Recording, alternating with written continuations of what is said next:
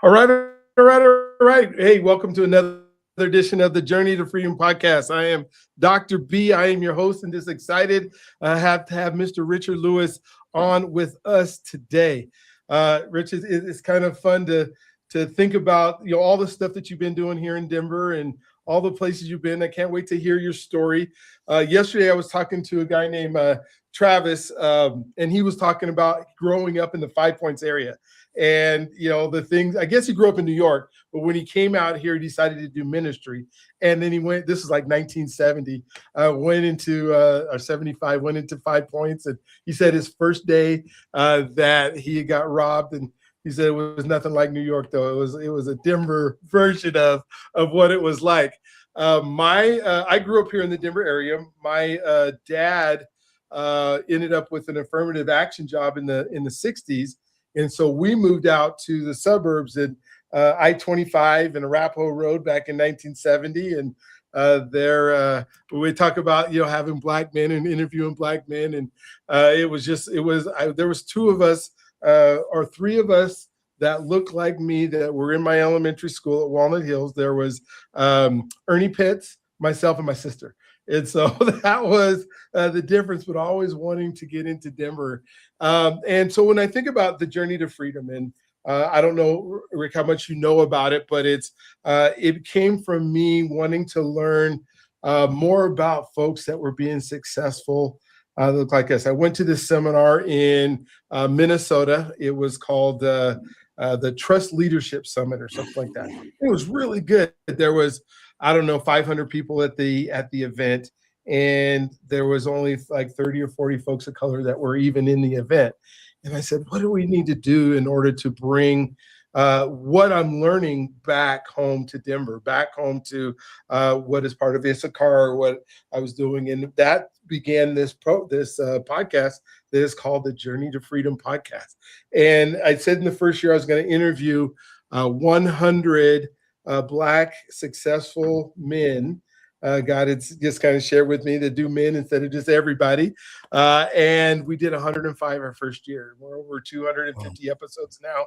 And it has just been a delight to just have folks that are not the stereotypical things that people believe about Black men, and to really, whether there were folks that had started incarcerated or single moms, or, folks that I had, like one guest that, he decided his son was going to go to Brown University when he was 1. And by the time this kid was 4, he's speaking 4 or 5 languages. And it's just been so fun. And so today I'm so excited because I get to talk to you. When I think about icons or people in our community or people who are making a difference, your name comes up so often, and we've had a chance to meet each other a few times and, interact in ways, but at the same time, I hear things like he is doing stuff that MLK would be doing today had he still been alive. And it's just so exciting to hear all these things that you're doing. I mean, that's what I hear about you, but it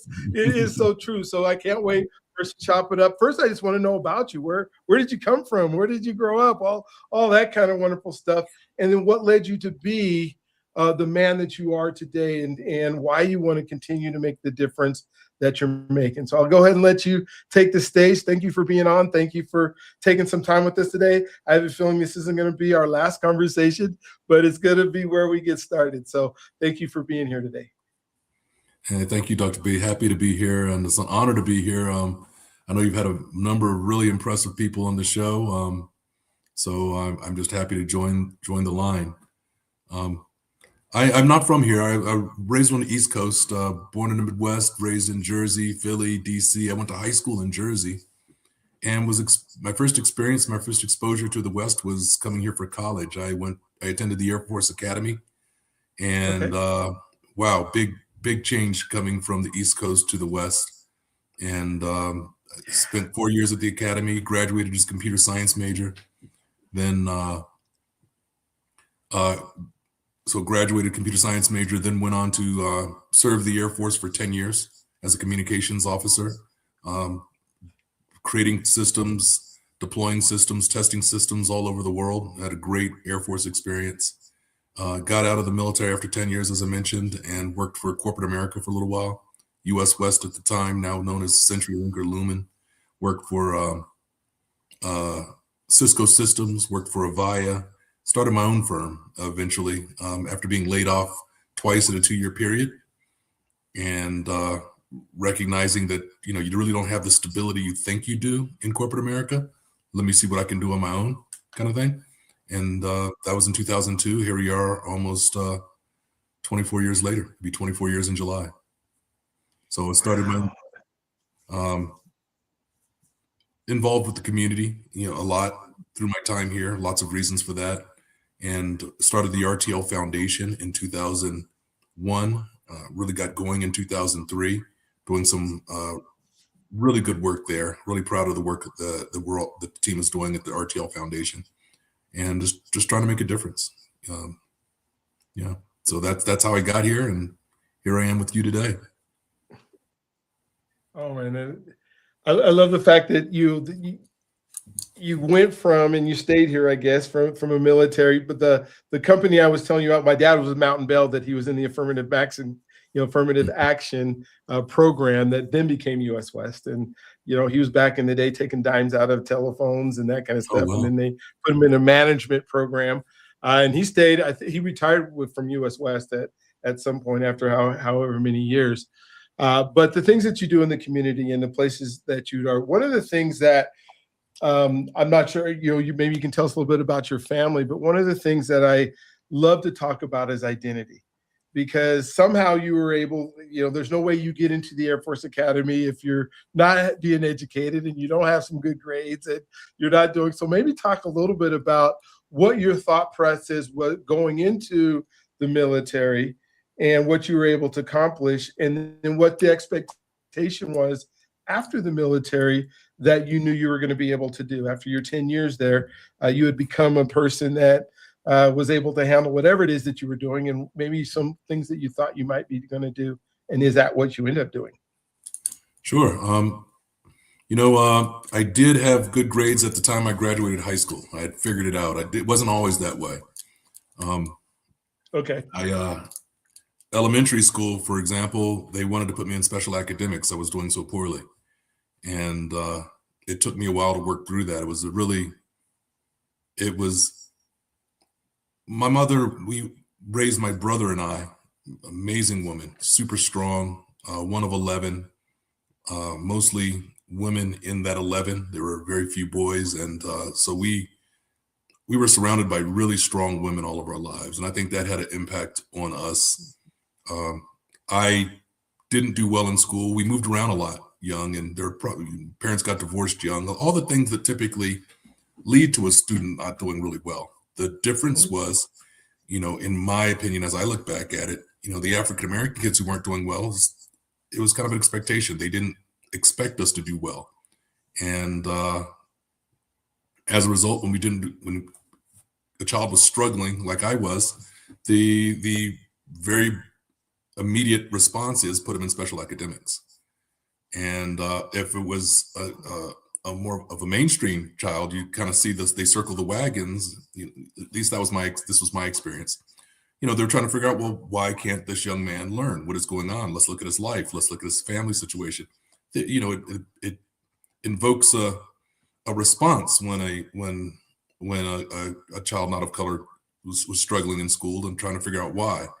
And, so that was a problem. And that always stayed with me, right? I mean, if a black kid can't dance, well, then there's a problem. What's going on with Tyrone? Why can't he dance? If he can't do well in school, special act, and growing up, you clearly saw differences in treatments and reactions to, outbursts. One group is treated differently for the same outburst than the other. The discipline was different.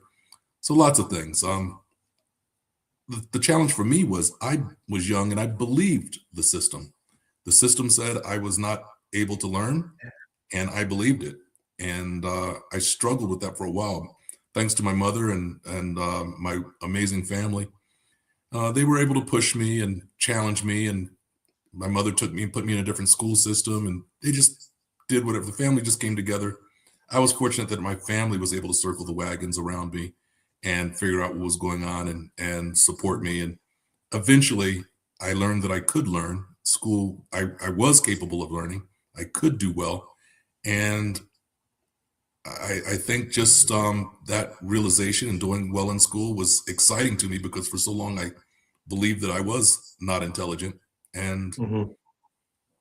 and the really sad things is I see so many people fall through the cracks. I when I look at my childhood, I'm happy to know that I could learn, but I was definitely not the smartest person in my pack. I was not the best leader in my pack. The kids that I grew up with and around. There were people who were just natural leaders. Everyone followed them. They made good decisions. They could rally the group of kids that I hung out with to do almost anything. There were people who could tell you every stat of every athlete in every sport on every team, Mhm. running, yards per carry, batting averages. They knew where people went to college and how they did in college and how they did in professionals. There were the brain power that was demonstrated in our community by so many kids for so many reasons, in so many spaces is you're just never going to forget who those kids were. But a lot of them, most of them, sadly fell through the cracks. They did not achieve. They did not find their space, and there are a lot of reasons for that. But the same system that wanted to put me in special academics um, is one of those reasons. And so when people ask why do I do the things I do and things of that nature, is because of my life, what I've seen, what I've experienced. And if there's anything that we as adults are capable of doing to help kids not fall through the cracks, as we've seen so many happen to so many others, it's worth the effort. It's worth the time. It's worth the expense. Yeah. Oh my gosh, it's amazing that you shared that story. Like I said, we moved out to the suburbs, and I'm a product of Cherry Creek schools, and ended up Mhm. graduating in '83. But I was put into special academics, and when I got Yeah. to high school, right at high school, there's I think school's 3,000 in the school, and there's 35 of us, and almost the larger percentage were all in special academic classes. And you start thinking about where we were placed and what we were able to do. I didn't want to go to college. I had zero desire to go to college. My mom promised me that she would buy me a Jeep if I went to college and graduated, because I happened to be a pretty good athlete, and so I had scholarship offers. But I didn't want to go. I wanted to go to stunt school. I wanted to go be a stunt man and that kind of stuff. And that was my identity: is I do not want to do another 4 years, 1 year, any amount of years if education is going to be like this. Didn't have Mhm. a love for education, didn't want no part of it. But she convinced me to go. And then at that point is where mentors in my life kind of took over and said, wait a minute, you have some skills, you have some abilities, you have some of the things that it takes to be successful. We don't know what happened. And so it doesn't matter, like we think, oh, that only happens to kids that are in inner cities or kids that are just Mhm. self alone. That was just a sign of our times at the time. So when you got to the Air Force, what happened for you that just made you excel even more? I know you said you were in computer science, and so that was in the earlier days of computers. I mean, I'm sure it wasn't. The very beginnings, man. I'm not The very saying you're beginning. 29, but if Let's it's go over with that. 20 years ago, yeah, there we go. Perfect. So maybe talk about your Air Force experience a little bit. I mean, the Air Force, I mean, the military in general gets a bad rap, especially, in certain environments and certain administrations. But for me, the Air Force was an amazing experience. I had the opportunity to practice leadership. I was, where else can you go when you graduate? As soon as you graduate college, you're now responsible for billions of dollars worth of equipment. Within Mhm. a couple of years of graduating college, you're now put in charge of a group of engineers who are tasked with developing and delivering, a $1 billion piece of equipment and installing it in an operational environment. Where else can you go? What kind of job can you get where within 5 years of graduating college, you've done those two things, and now you're also traveling the world,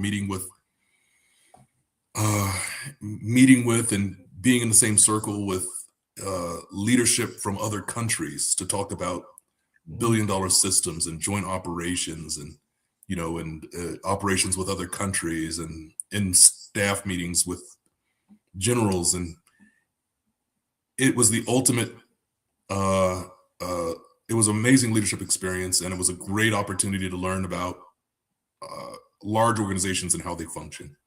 I credit my military experience and my corporate experience with a lot of the way I think about business. I look at a lot of small businesses, and a lot of them struggle. A lot of them struggle to grow their business, to scale their business.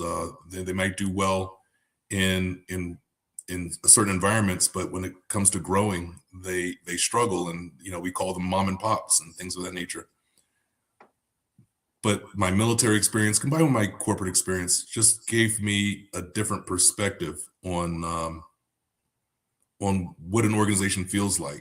So as I was creating my company, I was creating what I knew. I was creating a large, scalable organization. I really thought the military was a great experience for me, and I'm glad I went through it. So I consider you get an education, travel the world, meet interesting people. It was everything the billboard promised for me.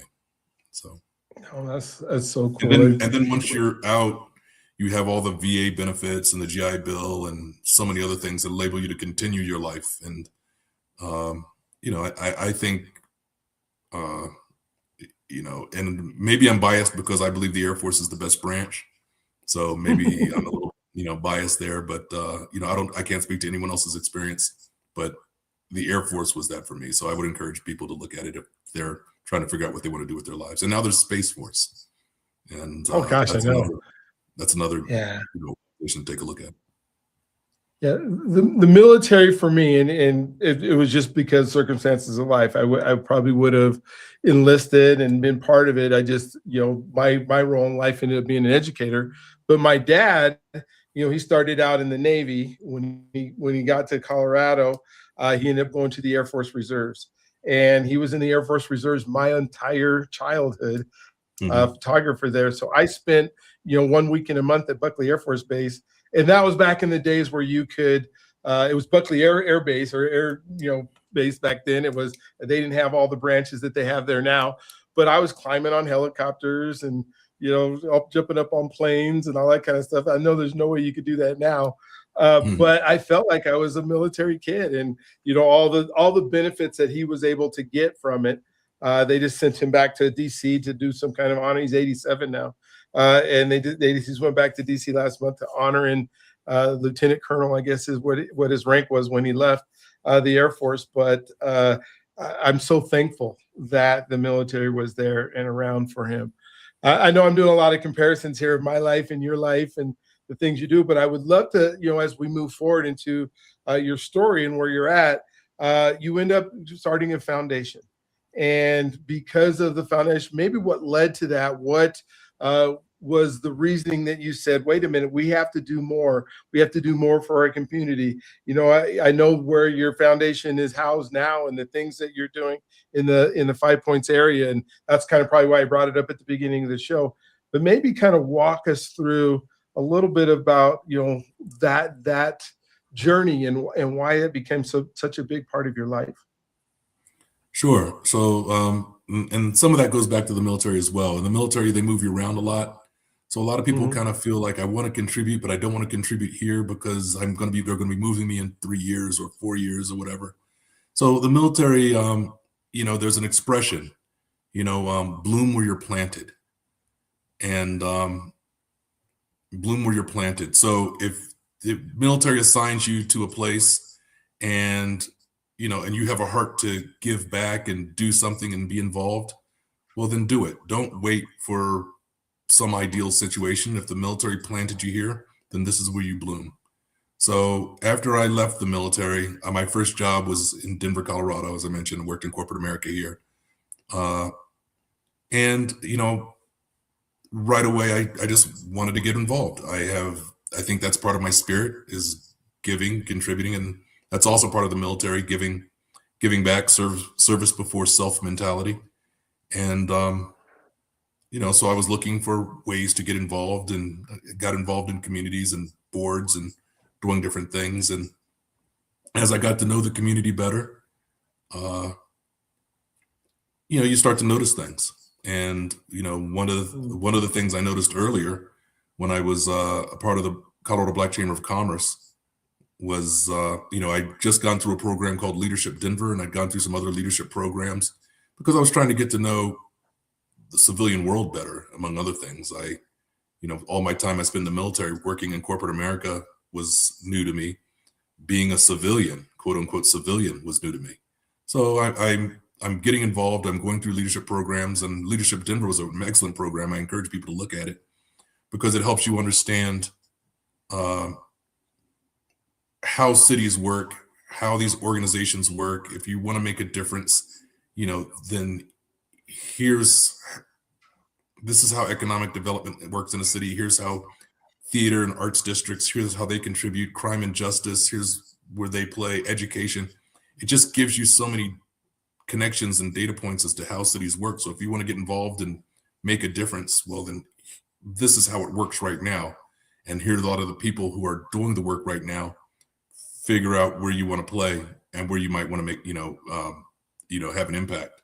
So it was a great program. And one of the things I noticed in the African-American community was that, there are so many programs in other communities to identify, harvest, and nurture up and coming talent.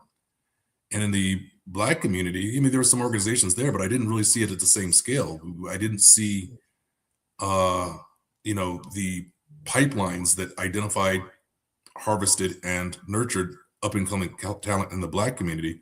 So I outlined a program it was then called Chamber Connect, and kind of built it out, a program that resembled Leadership Denver, resembled some of the other programs I went through, a 10-month program with roughly 35 people who go through various programs and get exposed to community and other leaders and have a chance to grow together as leaders. To work with, if you're one of that 35, then you have 34 other like-minded, civically engaged professionals who you can grow with. You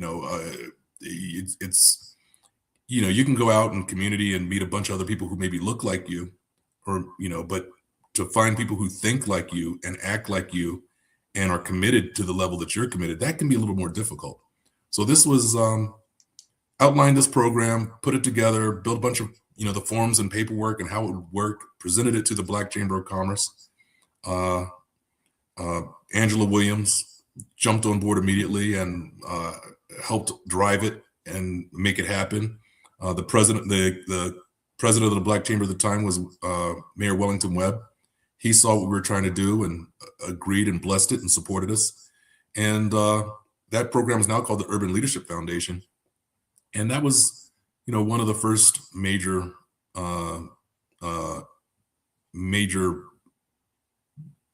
things that I was able to develop and give to the community, if you will. And yeah, so cool. I had the opportunity. I spent 25 years in California before, after college, and then came back here back in 2009. And I had the privilege of going through Leadership Aurora. And you are so correct. And when you have the opportunity to understand what's going on in your city and being able to, but I think you took it to a level that most people don't, where you said, I want to work into the leadership development aspect of it. I don't want to just be a leader. I end up working in homeless services and doing, being a leader. But I wasn't able to take it to that leadership development side where now we're duplicating ourselves. We're making a big difference in the community. What are some of the things that you're most proud of as a result of some of the leaders that you've been able to help develop, over the last decade here in the Denver metro area? Oh, I don't know if I'm as proud of the things I've done as I think I'm more proud of the people who I see doing amazing work. Sure. So we started the Chamber Connect program, now Urban Leadership Foundation. But when you see people like Ryan Ross, who has been running that program now for probably a decade or more, and what he has turned it into, and what he has developed it, how he has developed it, he has taken it to, new heights beyond, the original imagination. So I'm proud of people like Ryan and others in the community who are taking their leadership roles in the community. I mean, I thought the Chamber Connect program was important because there are a lot of people who wanted to contribute, but just didn't know how. They didn't have an entry point, and someone just needed to feel anointed to do so, if you will. They needed to feel like they had permission, and this program did all of that. It does all of that, and more, especially after the work that Ryan and others, the other leaders before Ryan, have done to make that program into what it is today. My company has always been very philanthropic. I've been, engaged in doing a lot of work. In 2001, we founded the RTL Foundation to accompany the RTL Networks LLC company. And so we spun that off. We really got it going in 2023, if you will. We purchased the second floor of the 5 Points Media Center in 5 Points, the historically African-American part of town here in Denver. And we gutted it and renovated it. And we did so we could put the headquarters for my company, RTL Networks, there, as well as the RTL Foundation. So the RTL Foundation now is an 8,000 square foot slice of that floor. And I'm really pleased with the work the RTL Foundation is doing. We're just doing so many things there. If you haven't come by, you of course know about it, but I would invite anyone who wants to come by and see the work we're doing. We've created an incubator for BIPOC-led and serving nonprofits. We currently have 17 nonprofits that call that space home. We offer, deeply discounted membership fees. We've partnered with the community to so that they not only have a discounted place to live, to have their organizations. Many of these organizations prior to moving into our space were PO boxes, but now they have a sense of space, a place to bring their volunteers, clients, funders, things. It's a good looking space where they can be proud to work and bring others. And then we partnered with United Way and Social Venture Partners and others to deliver training for so many of these organizations so that they can help transform we can help them transform themselves into thriving organizations that have more impact in the community. And that's what really we're trying to do. The foundation is really trying to raise that impact, that these organizations have in the community, so that the community does better. We also have the African American timeline, African American experience timeline, which we are promoting and would love to see in schools across the state. The African American experience timeline, it starts in 1501 when the first enslaved Africans were brought to the New World, if you will, and it goes through the present. It consists of just dates and the date for events that impacted our experience in the New World, dates of legislation that impacted the experience of African Americans, and dates with firsts. The first African Americans were the first to do certain various firsts. So at our age, learning about looking at the timeline, it's interesting. I didn't really like history when I was in school, but I love this. Now I know why I didn't like history. It didn't relate to me. If you're lucky, everyone gets Martin Luther King. If you're lucky, you also get like Rosa Parks and Malcolm X, maybe a few others. But history is so much more than that. And so I never felt connected to U.S. history. But if U.S. history included all of these data points, that are on this timeline, not only would it have been more interesting, it would have made more sense. Because when you look at a lot of these dates and names that you just memorize, it just doesn't make sense because they leave so much out. This is the connective tissue I needed in earlier in life when I was going through school to make the history make more sense and be more meaningful. And as a result, I would have been more interested. And we're doing a lot of other things in the foundation too. I could just go on and on and on, yeah. But I would invite people to come visit us and see what we're doing firsthand. Yeah, and I would say it is absolutely something that if you are, I know folks from all over the country watch this, but if you are ever in the Denver area or you live here, you guys need to get down there. It's so fun that you brought the poster board of that timeline, to the last time that we saw each other at Restoration Christian Church, and it just reminded me I had done I've been trying to take Black men down to Alabama, for a civil rights tour, to kind of see where we were. And so last time we took 18 men and several from the Denver metro area. And we started out, to kind of understand our history. And like you said, it came to life. And I felt like when I went to Alabama last year, I felt like I was almost in 1970. I didn't understand segregation the way that the South understands segregation. I was expecting to see a Black high school that was still an all Black high school that only had 4 white graduates, since, in the history of the school, and to go over the Pettus Bridge and then go down to the Equal Justice Museum, the Bryan Stevenson Museum, just shed a light on it. And then to come back home and to see that with the work that you're doing and the things that you're doing in that light, it's so important. And we don't get it in our schools. We don't get to talk about it. I have a guy between our journey, the same walk that they did from Selma to Montgomery, on Bloody Sunday or the week after when they, pursued it and walked there. I realized that they were walking on the day of my birth, in 1965, when I was born here at Denver General. They were actually doing that walk. But I had a gentleman, his name, Dr. Mack, that's out of New Jersey. And he did this, I don't know if you've ever seen this calendar, the Black History calendar, where he took, I had him on the podcast, but he took African Americans for throughout history, 360. He's got 4 books, women and men. One that's just an only women's calendar, and he found something, not just their birthday, but something they did on that day. And the thousands of people that he's been able to either interviewed or studied to put the book together. And I think sometimes we just, and the only reason I'm spending some time on it right now is because we just don't. We go to class and we hear, history is usually told from the person who's victorious, from their perspective.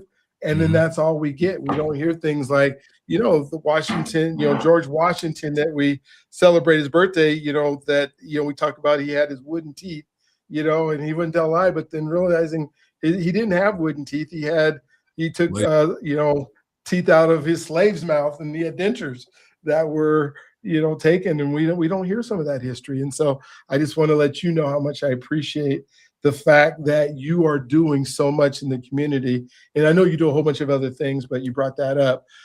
I want to go back a little bit because I want to kind of talk about, you kind of alluded to the fact that you were raised by a single mom.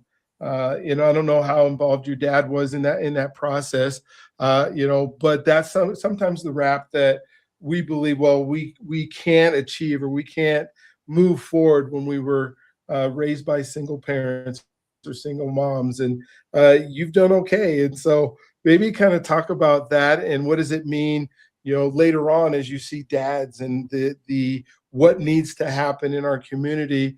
You one of the things you talked about was that we might know the stats of all the players that are in the NFL or the NBA, and we head to the barbershops, but we don't talk about money, and we don't talk about what does it mean to love your wife and that kind of stuff. How have you impacted, or how have you been impacted and are impacting our community for men?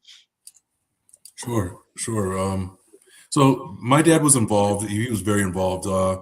They divorced, I think I was around 5 or 6, but and he was just always in another state.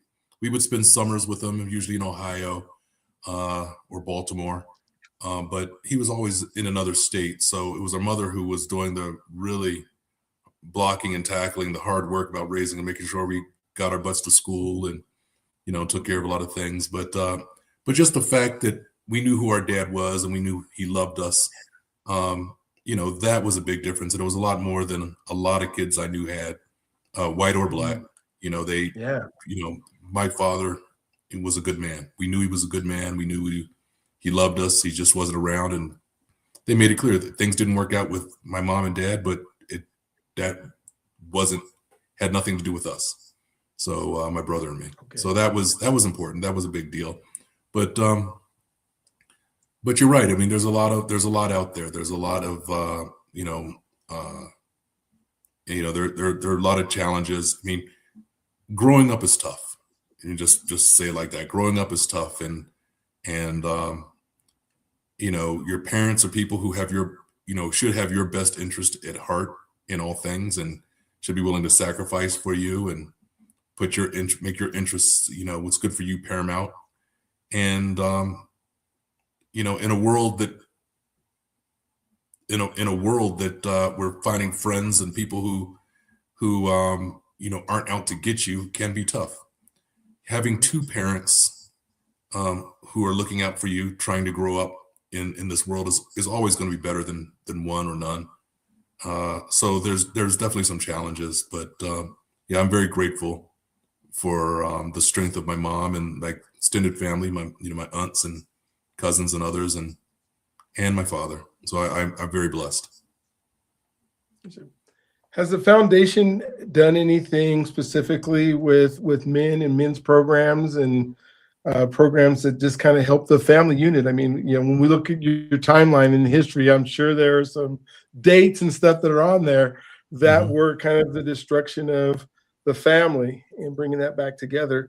What are some of the things the foundation is kind of done or is doing? The foundation, our mission is to provide and support educational opportunities in the areas of history, technology, and entrepreneurship. Okay.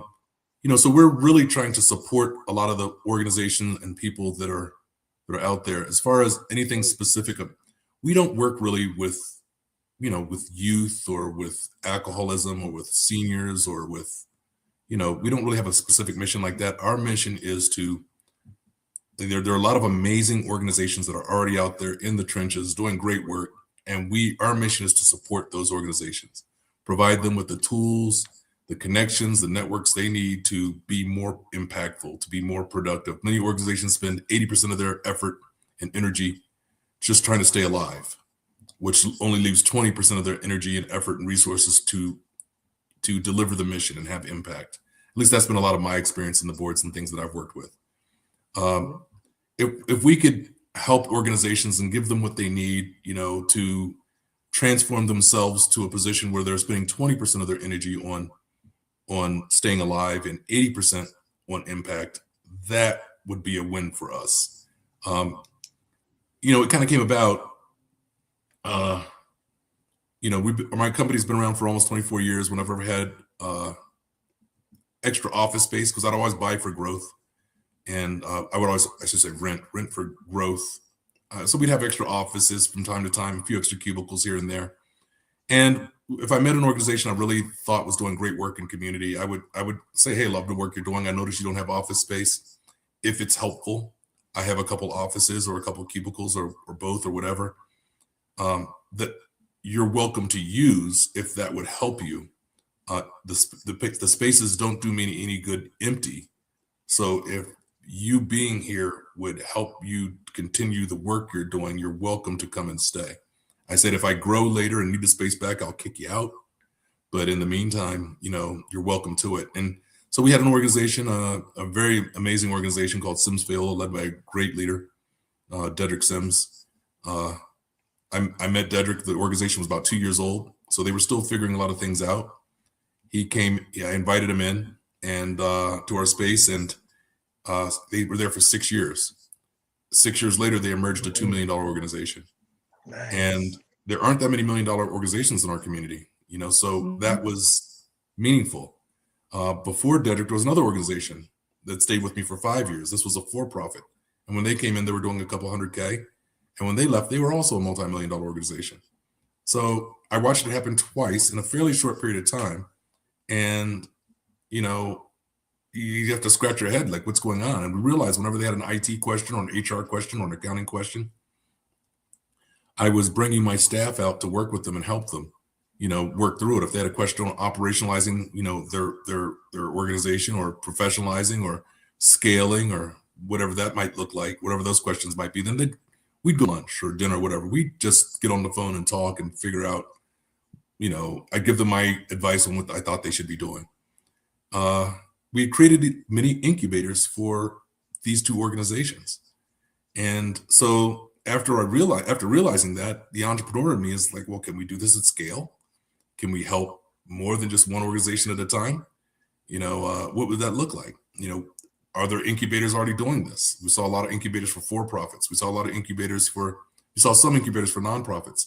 But we didn't really see any incubators working with nonprofits, BIPOC-led and serving nonprofits, at least not at the scale that we were talking about.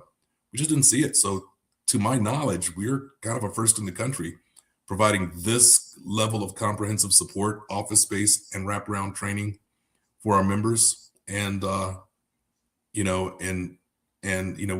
the only one I've seen in the country. The RTL Foundation is the only organization I've seen in the country that's doing this work at this level, which is really disturbing, because if you think about an incubator, they're there to solve a problem. You're trying to solve a problem in the for-profit community. You're trying to solve a problem somewhere else. I don't know that I believe that the problem incubators solve I believe that whatever problem your incubator is trying to solve, the problem is more acute in the BIPOC-led and serving nonprofit space. That is where there's more need than anywhere. And so it's really kind of interesting to find out that there really weren't any incubators providing this level of service to that community. So we said we're going to do it.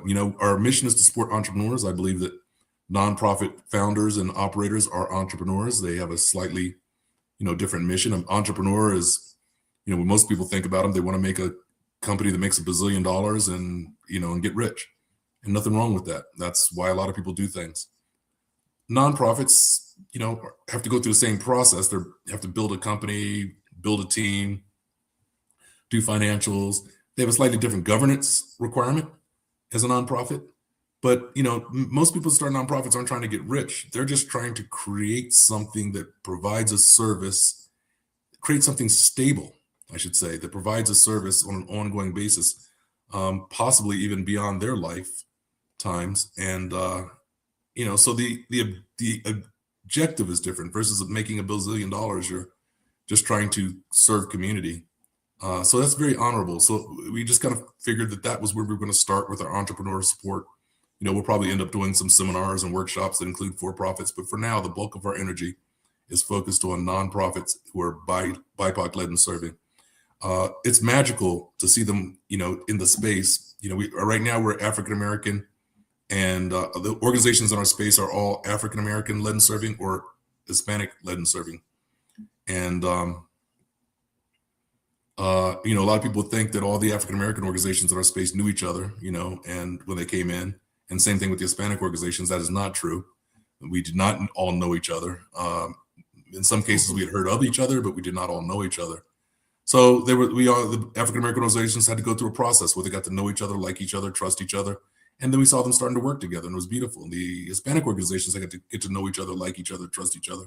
And then we saw those collaborations start to occur as well. But some of the real magical stuff is when you see the African-American and Hispanic organizations who are in proximity to one another in our foundation, getting to know each other, like each other, trust each other, and start to collaborate. That was just beautiful. And the chances of that happening at this level, this scale, anywhere else other than an organization like the foundation that has us together, it's pretty rare. It's not for any negative reason. It's just proximity. We're just not always, our various communities just aren't always together long enough to go through that process to know, like, trust, so that they can collaborate. And in our space, it exists, and that's why we want to grow. We're hoping that our next cohort will also include members from the Native American community and the Asian American community and other communities, because all of our organizations got so much stronger through these collaborations and getting to know each other and being able to support each other. That network, that fabric got to be very strong. And I think we'd be even stronger. I think we're going to be even stronger the more communities we connect. So, when we're alone, we're isolated, which number one, doesn't feel good. And number two, you're vulnerable. So I really look forward to seeing the organization continue to grow, and that, that community fabric continue to grow and envelop more communities, and, and just create a stronger overall community. And we're, and we're not teaching or preaching, separation. We're about unity. So we understand that we're going to be working in the white, the mainstream community as well. And we're very welcoming. I mean, all community, we've had so much support from all parts of Denver, from every hue, and we're just looking to to continue that, and just but in a trust environment where we all know each other and know what to expect and are supporting. I'm so glad that you're doing that, and I'm so glad that you said it. When I went through the executive directors of color with the Denver Foundation, it was great. We went through 3 years of learning about what it meant to be an executive director, but I don't know that when we finished, we had another step to go to. I think a lot of it was, okay, yeah, we were together and we did stuff, but an organization or a foundation like yours now has space. It has a place for us to grow and build and do some wonderful things there. And I see the things you're doing, because one of the things that I realized is there are a whole lot of folks duplicating efforts in the community. Like when I left homeless services, there's 54 different homeless services organizations in the Denver metro area. And you're going, okay, we're all doing pretty much the same thing. We're helping different parts of the community. But what if we got together and we pulled our resources together and then made a major impact? And I think that's what I'm seeing, the things that you're doing and the efforts that you're making, is you're saying, wait a minute, let's collaborate on this stuff. Absolutely. So I think you have one to say here. Go ahead. Absolutely. You're so right. I envision a time when the RTL Foundation can provide that service. The world we're in right now, as you just alluded to, 54 organizations and homelessness. And there are funders out there who want to create change in the homelessness space. They want to make a difference. So they're giving 5K to this organization, 10K to this organization, 20K to this organization. It gets spread so thin, it's hard to have transformative change, especially when we all know how the game is played. There's a headline that talks about homelessness and in this area and how bad it is. So everyone's going to put together a story for funders to say that they can address this problem in this neighborhood, just like the newspaper pointed out, and they can fix it. And the money just gets so spread around. But if you had a heat map of where the issues are all over the metro area, it wouldn't just be where that headline was. It'll be all over. There'd be pockets all over. And some of those pockets will be in white America, or, white dominant areas of communities, some in the Hispanic, some in the African-American and Asian American. It would be all over. I think the RTL Foundation is uniquely positioned at some, to that.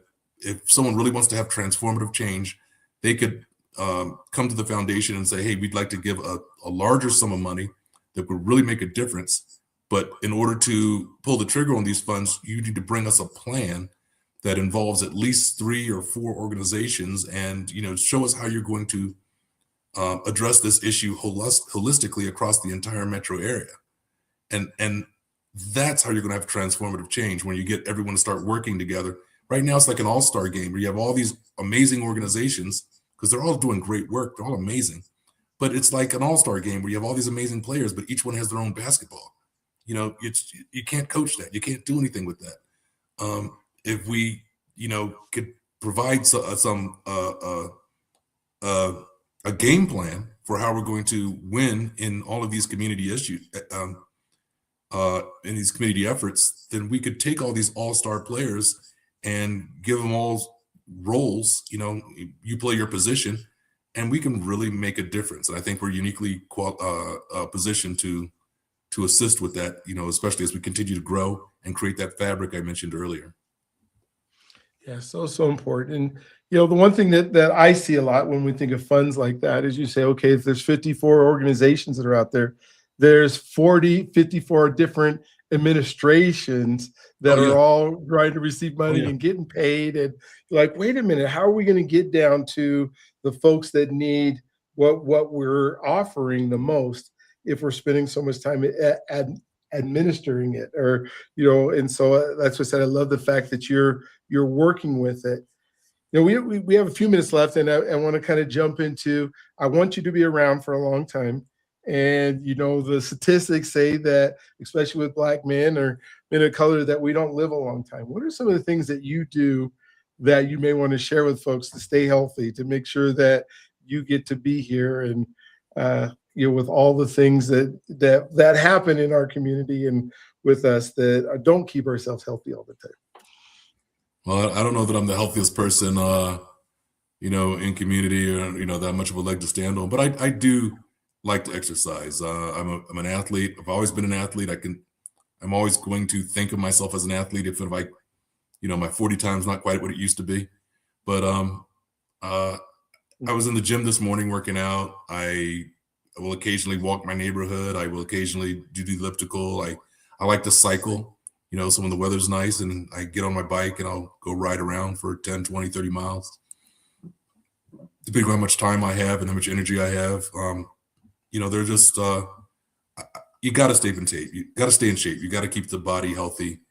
You got to take some time every now and then for yourself just to relax and decompress. Strong body, strong mind, strong soul. You got to just take care of all parts of your persona. I'm going to kind of talk, as I finish, probably my last question, but as we think about entrepreneurs, and I know that's a big part of what you do. Like you said, 80% of the organizations are helping with social needs and survival needs and, Maslow's, lower end of the hierarchy.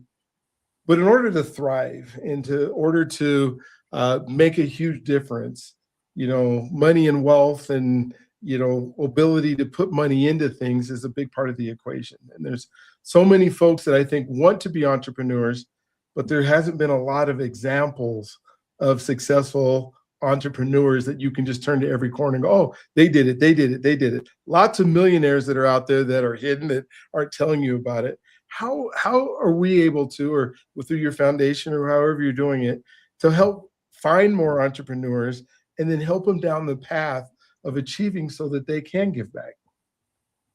Sure. I mean, the success of my company has enabled me to do almost all of what we've discussed today. Good. And,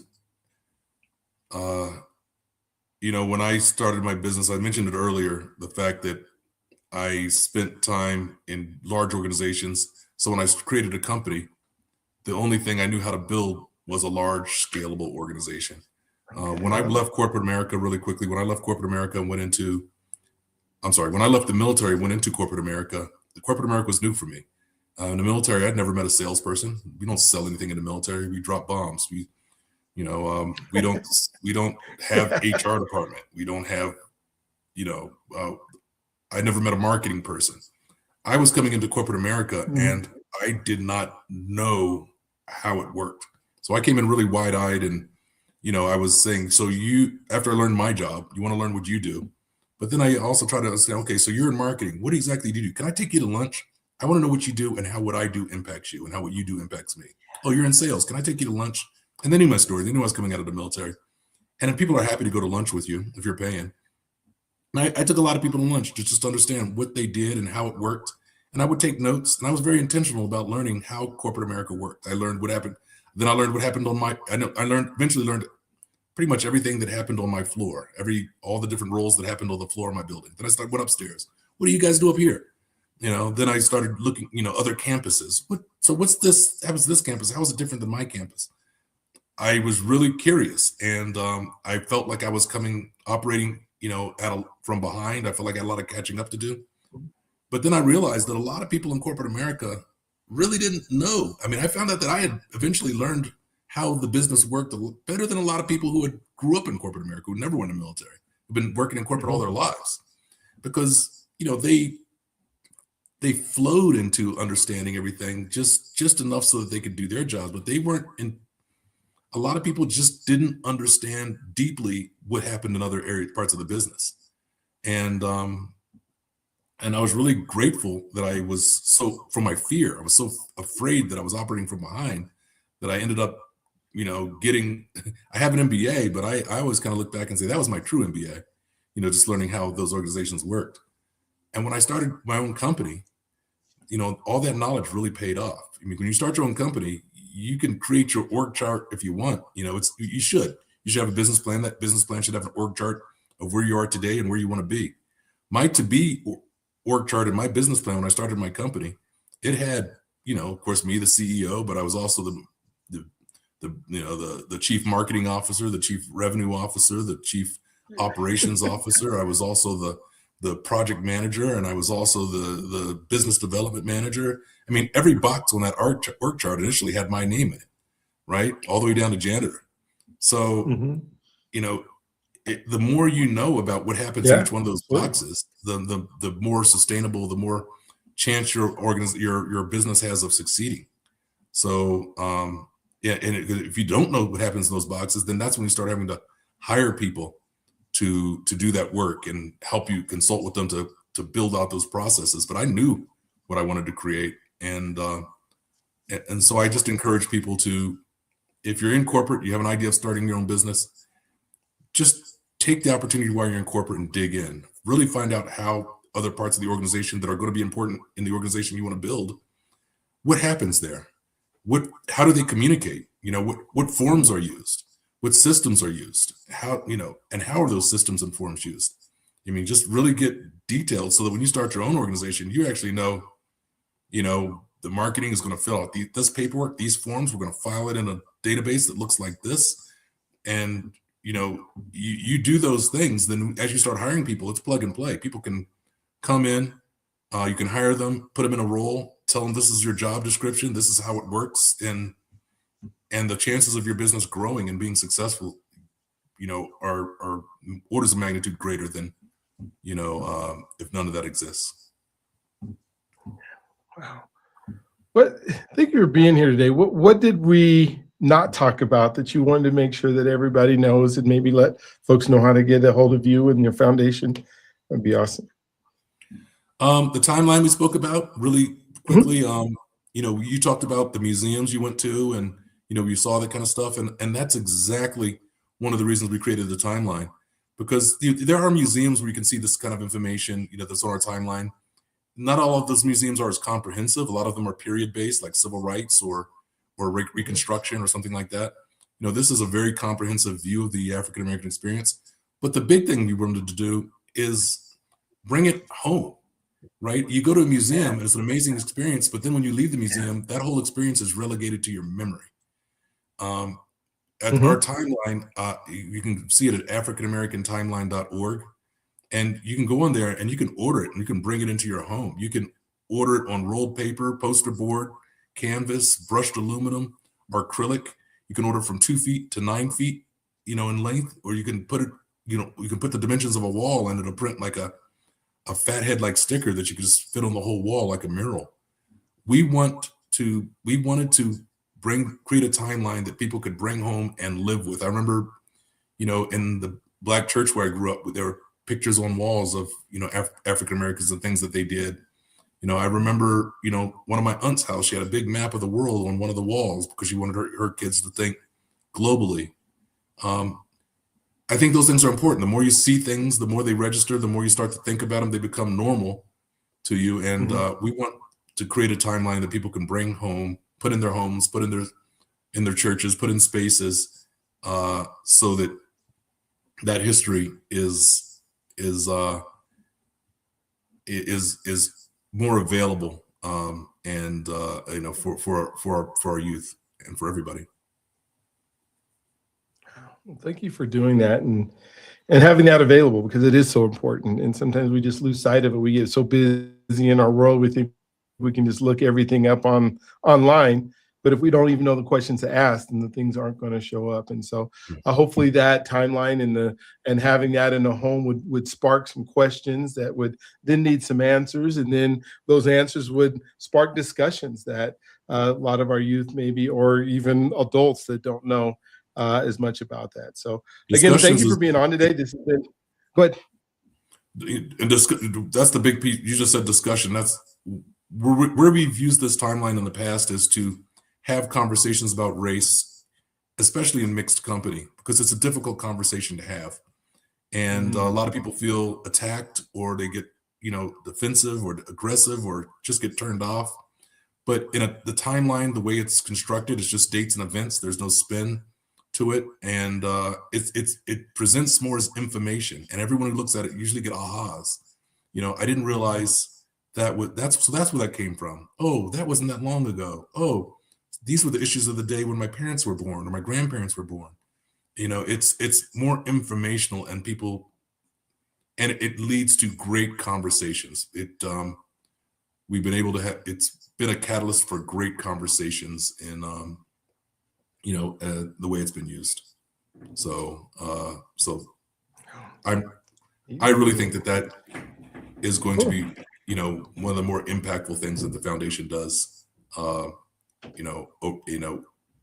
we look back, decades from now, because I think this has the potential to have national impact, and I really am prayerful that we get there.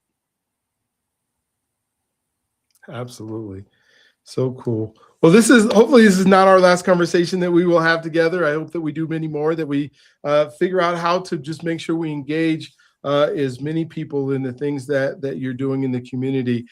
This is your first podcast. I would love for you to hit the subscribe button and notification button, because we have guests on like this all the time that are not only influential in the community, but are making an impact and a difference. And Ricky, this has been so neat to have you on and learn more about your life and your childhood and the things that you're doing in the community. And my only prayer and hope is that you are able to continue to do it, even at a larger scale in a bigger way, because you are impacting lives. And so if you have one final thought, we'll do that before we end up today. And then, like I said, we're going to figure out ways for him and I to get together and talk even more. So thank you for being here today. What's your last final thought that you would love to give our audience today? Just thank you for having me, and I appreciate the work you're doing as well. Thank you for reaching out to the community and having these stories. I hope this one made a difference, and I hope other stories you've put out there made a difference in people's lives as well. All right, well, thank you. You guys have an amazing, awesome, awestruck day. Don't forget you're God's greatest gift. Loves you if you allow him to. And then you are born for greatness, and let that greatness just ooze out all over the place as you serve and